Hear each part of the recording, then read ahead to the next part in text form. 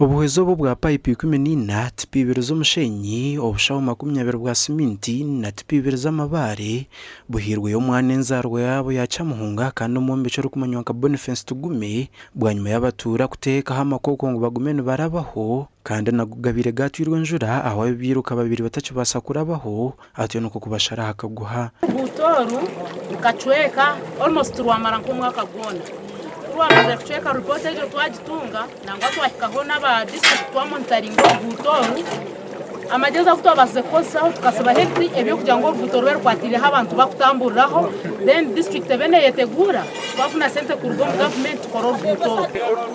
rwamara imyezi kamukaga rutwekire hata mwe nabwembera mbi zo kuranga utubintu rabaho kubi atubire ntuferwe mirimo yitu ntocenkebi kusindika gari nanga na hati twanturabaho urubuto rwatwekire konka basija bari yombagezeho kurukora abebembezi nibagira ngo by'umushuburo bire byacumbagiro mu cwekeki amajani gabe gatakine ho kuraba abahinzi b'amajani babirekeze cyo kurabya hamajana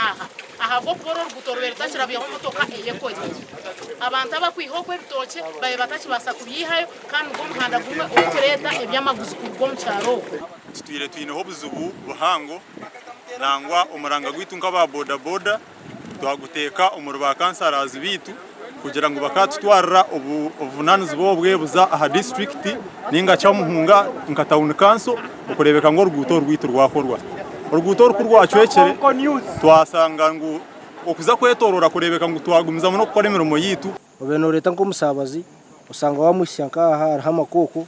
usanga wagwa nawe ipikiyona yaho abatura basimire Boniface abo kubazahura kabiho maganya batyortino nuko kurweta Boniface Bridge bakateka onebishane bye ubuhango munonga ruguto rwito tukatwenserwe by'umusuburo yitu nkebitoke nkebi mate byona nkamajani bwen tubi twafuna ho chance abantu bari yumbarukora tubasima munonga bagumize muri nkoreyo bari ko mamarutiro umugandi abatura wa district ya Kazo batungire byuma byenguto ku rugo ministry y'ebyenguto kandi abaraganiso kutenguto za Kazo hamutindo says bya Ruhanga urukansara wegombora yankungu kandi urukure byenguto mu Kazo nuwa yakire byome bo mu izina rya district yabemezi wa Kazo okwakira ebyome ebi government yatweire president na parliament batweire mu district 10 mu Uganda ebyome bitwayakira hati emuru kureba aha twatunga grader twatunga ebarkweta bulldozer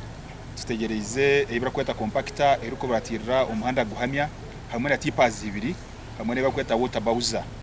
tumukozesa amafuta malala gorona okujjako shell na toto nonecho mute kama amala nefu mubuzibu yamu bweni mbahamiza mtumangu tukagira ubuzubu bw'umuhanda kusisikara twagira nesente nke okumwe ku Uganda Road Fund bwenyera kuhamiza abantu ngo twayitungire byoma bitu